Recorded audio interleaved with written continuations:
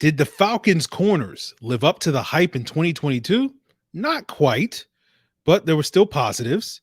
We'll break those down as well as the big swing the Falcons may make in free agency, as well as at the top of the draft to upgrade their cornerback play in 2023. You are Locked On Falcons, your daily Atlanta Falcons podcast. Part of the Locked On Podcast Network, your team every day.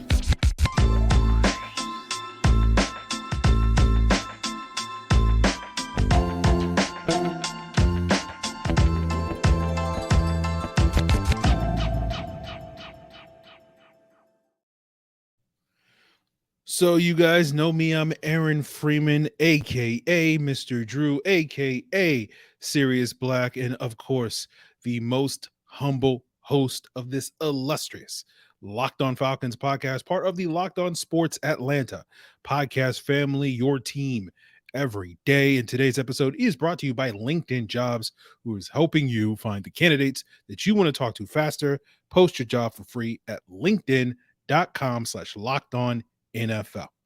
And guys, we thank you for making Locked On Falcons your first listen each and every day. Of course, it's free and available Monday through Friday on a variety of podcast platforms, including on YouTube. Make sure you subscribe to Locked On Falcons on YouTube, and you will get the video version of the podcast the night before the audio drops. And check us out on your Roku and Amazon Fire TV by downloading the Locked On Sports Atlanta app on your Roku and Amazon Fire TV. So today we are continuing our positional breakdowns, talking about the Falcons cornerback position. And, you know, I like to go back and to the conversations we were having before the season when we were doing our positional previews during the summer. And sort of our big question of the season was, hey, you know, the Falcons have a pretty good cornerback group, you know, arguably the best cornerback trio in the NFL entering 2022. Although we gave a little bit of a caveat, we were focused primarily on their zone coverage with AJ Terrell, Casey Hayward, and Isaiah Oliver all ranking very highly in PFF's zone coverage grades in 2021, with Hayward being number 2, Terrell being number 5, and Isaiah Oliver being number 21. And we talked about how like the Eagles were probably the only team that you could, you know, make a case were better given where Darius Slay, James Bradbury, and Avonte Maddox ranked. And of course, those, you know, that helped the Eagles go all the way to the Super Bowl this year, in large part due to their ability to pressure the quarterback, which is, you know, important when you play zone coverage to a high degree. But in terms of whether or not the Falcons lived up to that hype, you know, the answer is basically no. And I don't think it's because they didn't have the capability of doing so. They just had bad luck and a bad, you know, run with injuries this past season, where the only game where we saw AJ Terrell, Casey Hayward, and Isaiah Oliver on the field together was the 49ers game, because that game was also the game where Casey Hayward got injured and was out for the rest of the season with a shoulder injury. AJ Terrell missed some time after in starting in that Bengals game and missing basically a month. And Isaiah Oliver missed the first 5 games of the season recovering from his ACL tear that he suffered in 2021. So we didn't quite see those guys cook the way that we thought they would. And maybe had we gotten, you know, 16 or 17 healthy games from those guys, maybe this defense's fortunes would have been a lot better. But obviously when you look at that trio, AJ Terrell's kind of the crown jewel of that group, and he had a rough start to his 2022 season and overall had an up and down year, although most of the downs were at the very beginning of the season, those first 2 games where he gave up 4 red zone touchdowns on 5 targets in the red zone. He did give up 2 more red zone touchdowns in that 49ers game. But when you look at the other 10 full games, so not really counting the Bengals game that he played, he only gave up 1 red zone touchdown on 10 targets, right? And only allowed 2 completions in the red zone on those 10 targets for 0 yards and broke up 3 passes in the red zone. So he was pretty lights out in the red zone for most of the season. And if you look at his non-red zone targets based off of my charting, in those first 2 games where he was kind of struggling, right? He was giving up a passer rating of like a 118. He had a success rate allowed of like 71%, which is really bad. 12.3 yards per attempt, the 3 main metrics that you could use to judge cornerback play.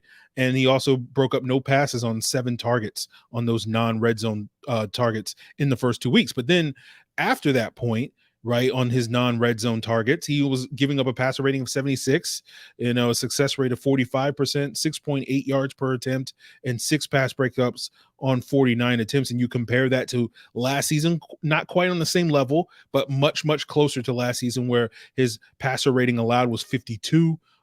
His success rate allowed was 39%, giving up 4.4 yards per attempt, and had 12 pass breakups on 63 targets. So, that 2021 year, I think, was sort of an outlier in terms of how good AJ Terrell was.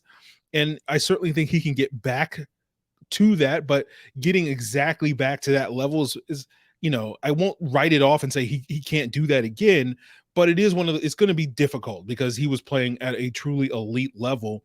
And the thing that's interesting about the cornerback position, and it goes back to a conversation that we've had on this podcast a couple of times in the past when talking about, the importance of, what matters more, pass rush or coverage, right? And Pro Football Focus did a study several years ago that basically the conclusion was that coverage is more impactful to defensive success than pass rush, but pass rush tends to be more stable year to year. It's more consistent year to year. And you kind of know that where you look at a good pass rusher like a Von Miller or Chandler Jones or an Aaron Donald or, these elite pass rushers that will basically play at that level for, 7, 10 or more years. When you compare that to corners, and you think about like the championship belt in terms of who's the best corner in the league. And, Darrelle Revis had that belt for a very long time, a decade ago. But since then, it's been like Patrick Peterson and Jalen Ramsey and Darius Slay and, various guys. And so it's a lot more sort of turnover at that spot. And that's just speaking to the relative instability of being able to get consistently high level cornerback play. Doesn't mean that AJ Terrell, is going to fall off a cliff or anything like that. But it does mean that I think it won't be a surprise if we look back 5 years from now and be like, yeah, that 2021 season was by far AJ Terrell's best season and really stood out as his, peak in his career. Now, I do expect AJ Terrell to continue to play at a high level, and that's going to lead to conversations probably in not this offseason, but next offseason in terms of paying him like a high-level corner that he is. I think the Falcons won't be any rush to pay him this offseason due to they don't want to necessarily set that as a precedent because, NFL teams are now allowed to pay guys 3 years into their careers, and that would be AJ Terrell. So he would be eligible for that. But the precedent tends to be like, we'll wait till after 4 years, right? For these first round picks, we'll pay you before that 5th year option hits, but we won't pay you after 3 years. And that's probably going to lead to Chris Lindstrom getting paid this offseason.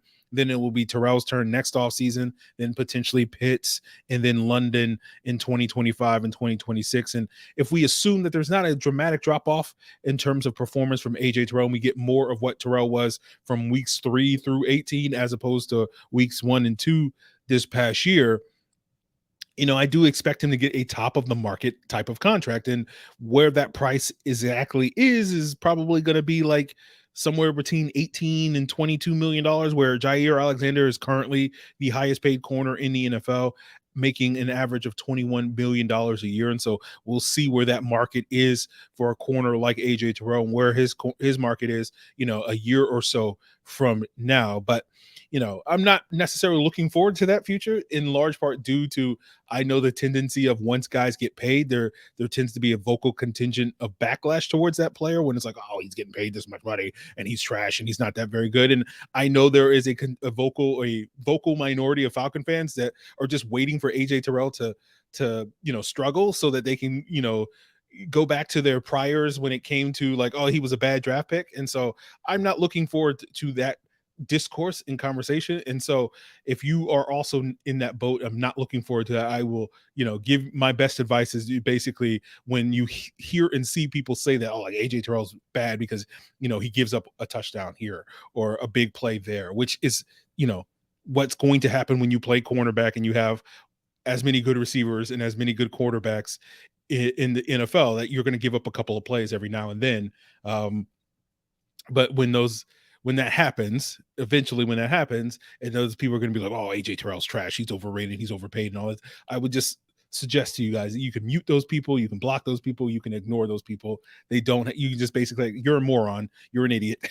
I don't have to listen to you. It's a waste of my time to listen to you go on and on about that. So I'm not looking forward to that, but I am looking forward to what AJ Terrell does in this defense with the hiring of Ryan Nielsen. And we know one of the things we've talked about a number of times is, if you bring that Dennis Allen style of defense, there's going to be a lot more man coverage in this defense, right? But he's going to get consistent safety help with these two high shells in that regard. So that can allow AJ Terrell to maybe be a little bit more aggressive because he knows he has that safety help over the top and not necessarily be stuck on an island in that regard. And I'm very curious to see how he handles, and I could definitely see him shining in that. And maybe, the idea of him peaking in 2021 was not necessarily the case. And maybe this is the scheme that can truly unlock that potential again here. And so we might see him more as a shadow corner this year, because that was something that over the last couple of years, the Saints were known more to do than certainly the Falcons have been.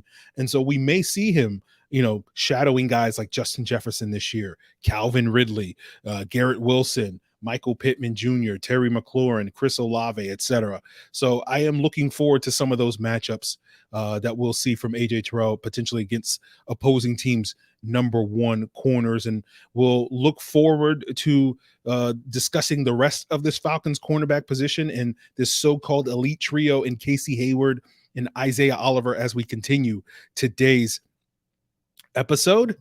But, while the Falcons are looking to hire the right coaches and corners that are going to take this team to the next level, you may be looking to hire the right people for your small business. And you should check out LinkedIn Jobs, which can help you quickly attract and hire the qualified candidates by matching with the people who have the right skills, values, and experience to help you achieve your goals.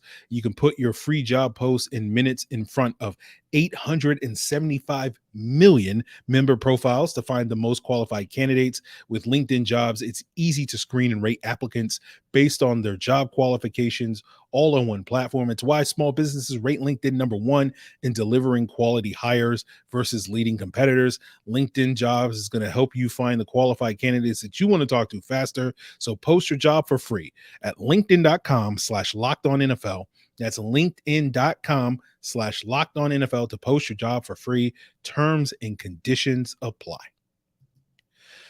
So when we talk about the other two components of the Falcons, quote unquote elite cornerback trio, we're talking about Casey Hayward, we're talking about Isaiah Oliver. And I think of those two guys, one of them is very likely to return and one of them is probably unlikely to return. And I think Isaiah Oliver is the one that is likely to return. And, as I mentioned earlier, Oliver started the season off slow because of his absence due to that recovering from that ACL injury. But I think once he got on the field and was kind of worked through some kinks, finished with a very solid year. He was the only one of the Falcons' 6 main corners that played this past year that did not give up a touchdown based off of my charting. And of course, I'm talking about Oliver, AJ Terrell, Casey Hayward, Dorian Armstrong, or Cornell Armstrong. Sorry, why did I think Dorian Armstrong? Darren Hall and Dee Alford, right? And what was notable about Alford's end of the year was his highest graded game according to PFF was the Cardinals game in week 17, where he earned over like a 91 grade in that game, an elite grade in that. And that was notable because that was the game where he dabbled as a safety at times in that game. And that's why, I look at Isaiah Oliver, and as an impending free agent that should be back, he's kind of a perfect fit in this scheme, in playing either as that nickel cornerback that we've seen him, blossom in the last couple of years, but also potentially as a dime corner because of that sort of dual safety skill set, right? That when you look at the Saints defenses in 2020 and 2021, especially, they were top 5 in the NFL in utilizing dime coverages, which is, featuring 6 defensive backs. And, I look at Oliver's market, I don't think it's going to be a whole lot of money to re-sign him. You look at the top nickel cornerbacks available. Those guys are making a roughly $7 or $8 million a year. And, so I'm expecting Oliver, probably you'd be able to get him re-signed somewhere in that $5 to $8 million range. And that's more than worthwhile for a player of his skill set, very affordable for the Falcons. And you can kind of, if you're sort of drawing parallels between what the Falcons defense can look like and what, the Saints defense has looked like under Dennis Allen, now that Ryan Nielsen is here in Atlanta, you can look at Chauncey Gardner-Johnson, CJGJ, or PJ Williams, right? CJGJ, is primarily a safety with the Eagles now. We'll watch him, ball out this Sunday. But in New Orleans, he was almost exclusively a slot corner, right? And PJ Williams over the last couple of years, particularly with their Saints dialing up that dime coverage, was that dime back, but he would play all over the place. He would play outside, he'd play safety, he'd play slot, wherever they needed him, he could be that guy. And I could definitely see Oliver fitting into either one of those roles. If the Falcons want him to exclusively be a nickel corner like CJGJ, he can do that. And he's shown that the last couple of seasons. And if they want him to kind of play all over the place, as that sort of safety corner nickel hybrid dime player, he also, I think, has shown that he has the ability to do that. So, he's certainly, that's why I think he'll likely be returning. I am not as confident that Casey Hayward, the starter opposite AJ Terrell on the outside, is likely to return. Now, Hayward had a little bit of a rough start to the season, like so many other of the Falcons corners. He gave up that big play to Jarvis Landry in that week 1 game. We talk about, AJ Terrell giving up some catches to Michael Thomas in that game, but I feel like AJ Terrell giving up a 3-yard touchdown pass in the red zone is much more forgivable than, Casey Hayward giving up that 40-yard bomb to Jarvis Landry, of all people, who's basically a running back, just like Michael Thomas, but, so that felt more egregious. And then you had the big play that he gave up to Seattle in week 3 to Kobe Parkinson. And I know that was a big talking point after that game, because people were like, oh, I'm kind of disappointed in Casey Hayward this season. But I think after those first 3 games, he was kind of lights out, but only for the next 3 games because he got hurt. And you look at his production based off my charting in those first 3 games, and this includes the red zone, he gave up a passer rating in the first 3 weeks of 110, all right, a 75% success rate, 12.1 yards per attempt, had no pass breakups on 16 targets. But then the next 3 games, he only gave up a passer rating of 40, right? Gave up a success rate of, a superb 21%, 2.7 yards per attempt, and 2 pass breakups on 14 targets. And so, that's only a 3-game sample, but those are kind of elite numbers in those 3 games. And then unfortunately, the injury happened, and that shoulder injury that, cost him the rest of the season. And I think that injury, along with his age, is part of the reason why I don't think the Falcons are going to be too eager to bring Casey Hayward back. That's coupled with, a reporter asked Arthur Smith late in the year about Casey Hayward's, rehab and his recovery and all that stuff. And Arthur Smith, and it could have been the typical Arthur Smith just being miffed, talking about, injured players or quote unquote guys that aren't in the building, that sort of thing that we've heard Arthur Smith be pretty miffed about. But the way that he answered the question didn't make it sound like he was like eagerly anticipating Casey Hayward returning to the Falcons in 2023. Right. And so, I think you factor that in as well, along with those injuries. And you at least for me, I'm leaning towards the idea that Hayward won't be back. And it's not as just that one injury that happened. He was dealing with injuries throughout the season, right? There was a reason why Darren Hall was in and out of the lineup in that first month of the season. And it wasn't just simply, hey, the Falcons want to give Darren Hall looks. A lot of it was he needed to come in certain games because Casey Hayward was in and out of the lineup with various injuries. Some of them may have been that shoulder issue. All right. So with Hayward, he's going to be 34 at the start of next year. He's made his bones in the NFL as an elite zone coverage corner, although he's always been a solid man coverage guy. But, the Falcons could cut him and save about $5 million against this year's salary cap. Obviously, the Falcons don't need that money because, they're potentially going to have over $60 million in salary cap space after they cut Marcus Mariota. But it does make sense for the Falcons, given, the regime change, that they want to get a little bit younger at that position, right? And, when you factor in the potential that the Falcons are going to pay AJ Terrell next year in the next 12 or so months, 12 to 18 months, right? Do you want to, if you're going to pay him all that money, do you want to kind of go a little bit cheaper and a little bit younger opposite him? Now, it's certainly not unheard of for teams to pay two corners. The Falcons did that with Desmond Trufant and Robert Alford, right? You see other man-heavy schemes like Baltimore over the years paying both Marlon Humphreys and Marcus Peters, right? And so, if you're going to lean heavily on man coverage like we expect the Falcons to do, you will be more prone to paying your second corner because you need to have a better player at that spot than your typical zone-heavy type of defense. But it does feel like the Falcons can potentially cut some corners here and save a little bit of money here. If they were to take a cornerback, with the 8th overall draft selection, that player is slated over the next 4 years of his rookie contract to make roughly a little shy of things like $5.7 million a year or something like that. So a little shy of $6 million. And so if you can get high level quarterback play for that type of price, right? Like that's a huge bargain. So I could certainly see a scenario where the Falcons do hold on to Casey Hayward just because maybe the draft doesn't break the way that they want it to in those early rounds. Certainly, if the Falcons decide they want to take a pass rusher at 8th overall and wait on a corner, right, then you'd be more inclined to have an already established option already on your roster like a Casey Hayward. But for me, if you're looking for that type of bridge quarterback in that situation, I think you can find a younger player for a comparable price to what you're going to be paying Casey Hayward this year. And that's why I think Casey Hayward's going to be a little bit expendable. So I am currently not expecting Casey Hayward to return to the Falcons this year.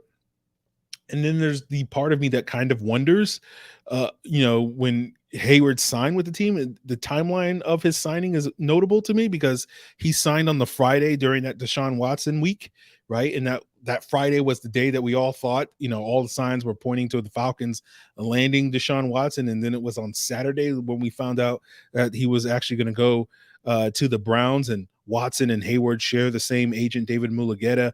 And I've always kind of wondered in the back of my mind, whether Hayward's decision to come to Atlanta was influenced by, the pursuit of Deshaun Watson. It's probably not, but part of me has always wondered that. And so maybe, no ill will towards anybody in that whole situation other than maybe Arthur Blank.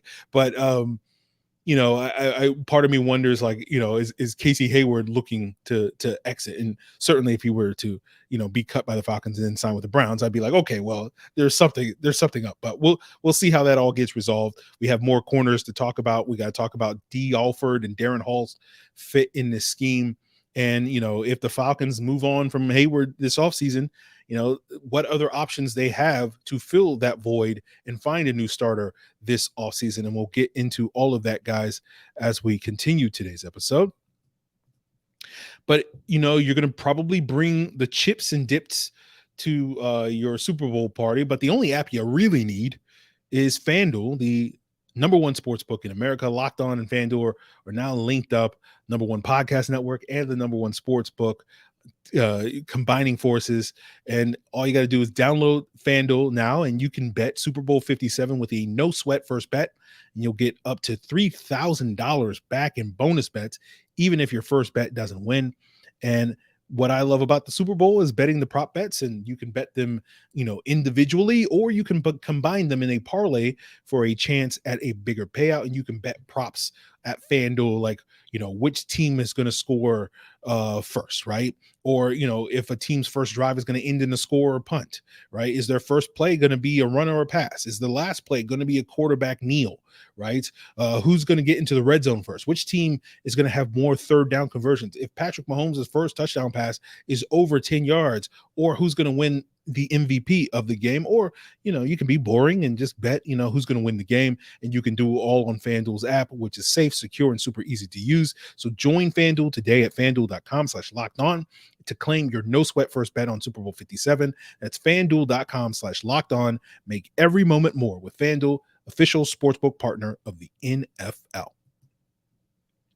So let's briefly go through the rest of the corners on this roster. You have Dee Alford. And again, going back to the notion of the Falcons dialing up their dime coverage, now all of a sudden you can get Alford and potentially Isaiah Oliver on the field at the same time. We saw Alford be a very effective nickel corner for the Falcons in the early part of the season when Alford was injured, and kind of alternating in and out of the lineup throughout the season with Alford, right? And the thing with my charting was that Alford had the lowest success rate allowed of any of the Falcons corners in zone coverage this year, giving up a success rate of 29%, which is very good.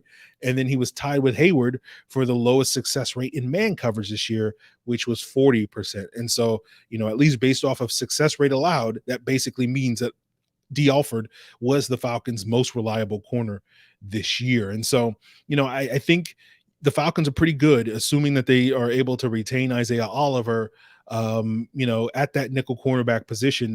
They have two solid guys in Alford and Oliver, keeping that unlocked, that can sort of fill that CJGJ and or PJ Williams role in this defense. So I think they're good at that spot.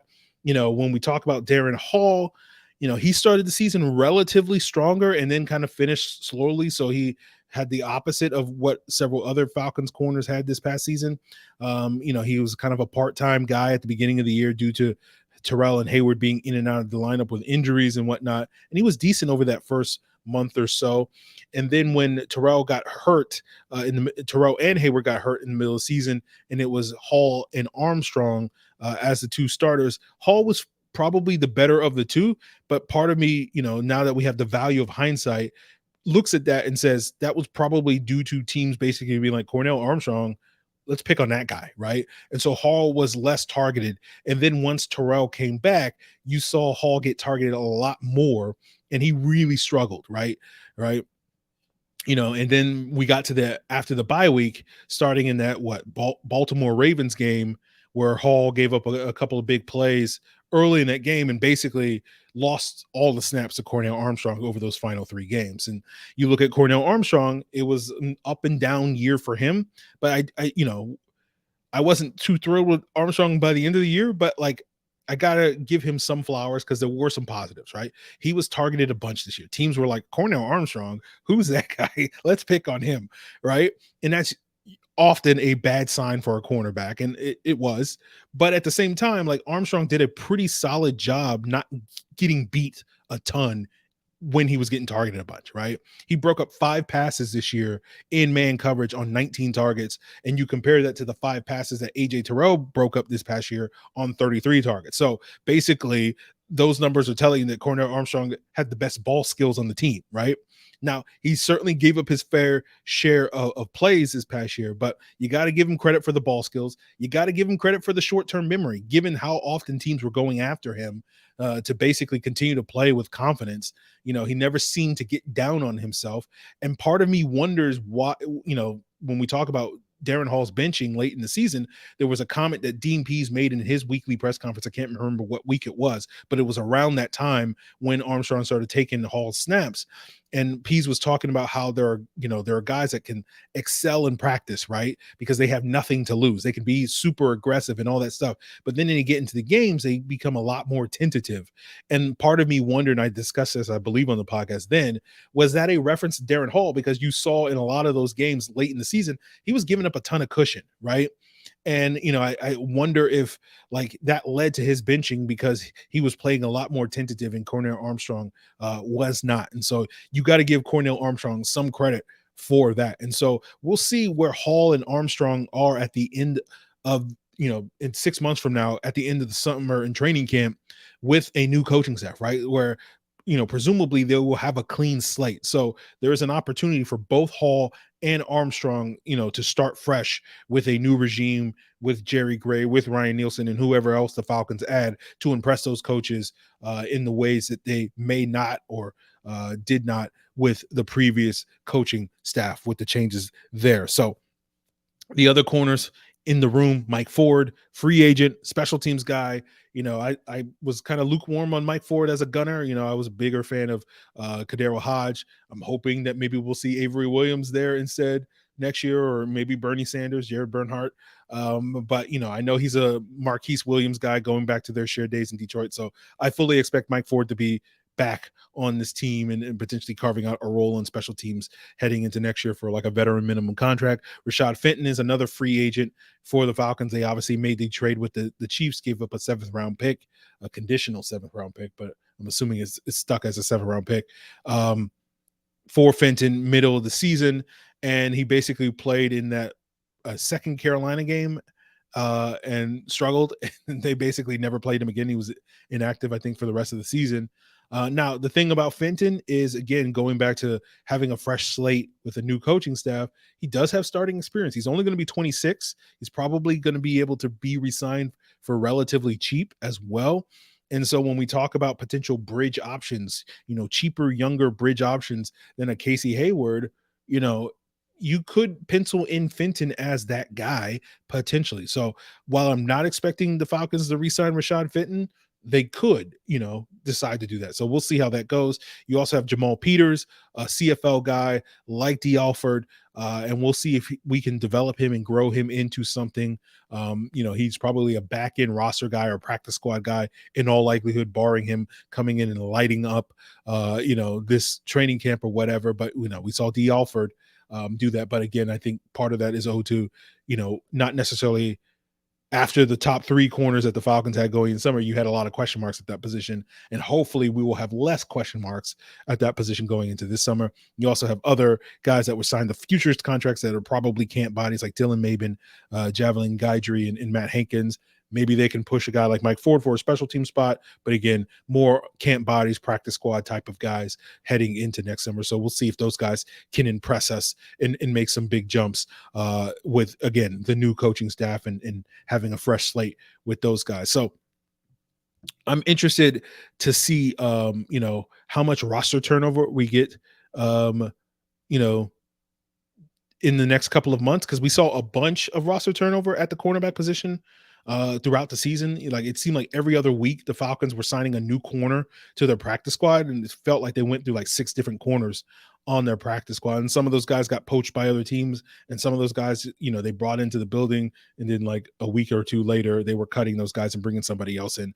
And so that hints to me that the Falcons were not happy with their cornerback position this year, which is why I think they'll be looking to upgrade that position. That will be a heavy focus and a high priority to upgrade this offseason. The Fenton trade is also an indicator of that. And we tend to focus primarily on the pass rush for obvious reasons, as we should.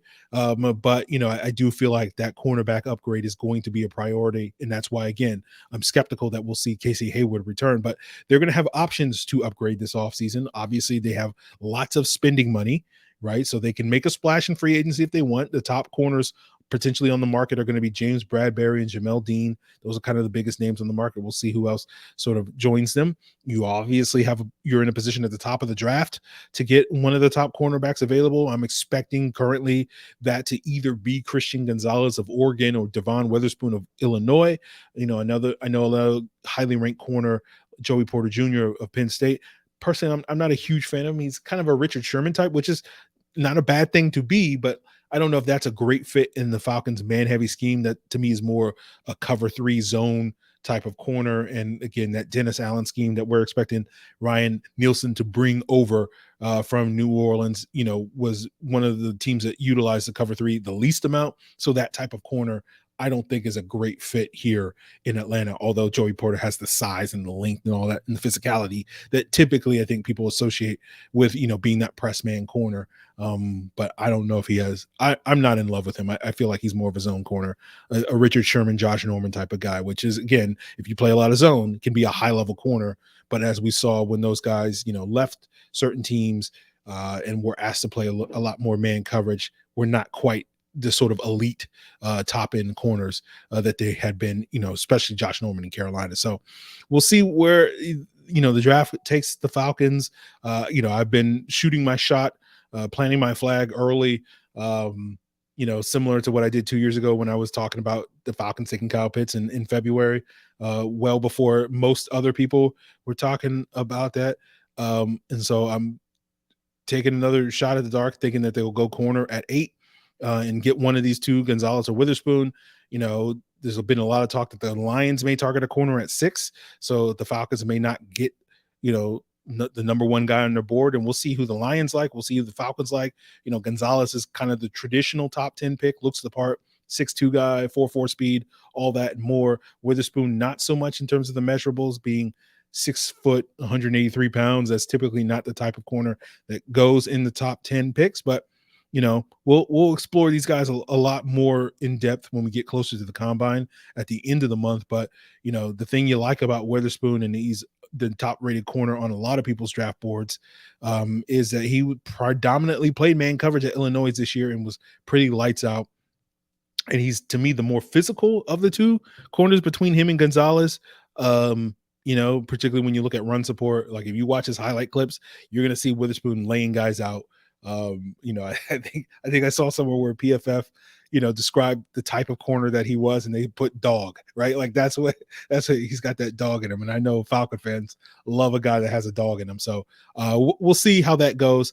But, a lot of people believe that this cornerback class is deep enough that, a team like the Falcons could afford to wait till day 2 and take a corner, right?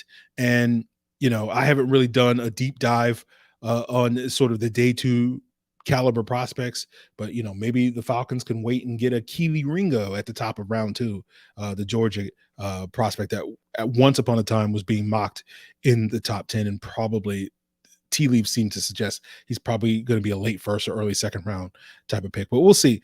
And it's notable because, like, when you look at the Saints, and again, I know some of you guys are tired of talking about the Saints. Like, why are you talking about the Saints? Like, why are we trying to beat the Saints? Because it's like, a team that's produced a top 10 defense for the last 6 years in a row. Like, maybe there are some lessons to learn from that. So, I get the rivalry and whatnot, but when people are like, nothing the Saints, like, come on, like, I don't get that. But like, defensively, we talk about the offense, but like defensively, like there's a lot of lessons, so really favorable lessons that you should probably put into practice that the Saints have done, because I think they're the only team in the NFL that's produced a top 10 defense, at least according to DVOA, 6 years in a row.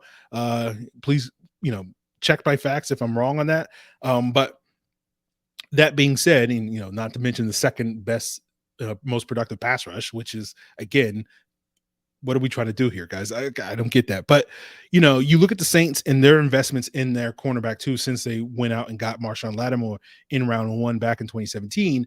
And you've seen guys like King Crawley, a CFL pickup, Eli Apple, they traded a 4th round pick for him. Janoris Jenkins, they were a cheap veteran they picked up off the streets late in the season. They used the 3rd round pick on Paulson Adebo. Alante Taylor, this past year, who got a lot of run once Lattimore got hurt, was a 4th round pick, if I'm not mistaken. So the Saints generally, and again, there are different circumstances in part due to, them being, up against it from a cap standpoint, but they generally were, minimalist in investing at that number 2 cornerback spot. And maybe the Falcons will borrow from that page, so to speak, and wait till the 2nd or 3rd round to get their number 2 corner rather than going for that guy at the top of the draft. So I will certainly do my homework on those guys as we get further along this offseason in this process and approach that draft. But obviously you can kind of nip this issue in the bud if you just spend money in free agency, right? So you don't have to worry about drafting a guy in the 1st, 2nd, or 3rd round, right? So, and obviously the Falcons have that flexibility to do that. So we will certainly be exploring all those options in the coming weeks. But tomorrow on the show, we'll be talking safeties, and we'll talk about Richie Grant's future and whether or not the new scheme is going to get the most out of him. We'll also talk about if the Falcons will try to upgrade the other spot over Jalen Hawkins. And I think the answer is yes, they will try to upgrade that spot, and we'll break down why they should and who they could go after, all on tomorrow's episode. So make us your first listen, guys, on your preferred podcast platform. And for your second listen, check out Locked On NFL, Locked On Sports Atlanta, Locked On Hawks, Locked On Braves, Locked On Bulldogs, whichever Locked On show for your second listen, all part of the Locked On Podcast Network, your team every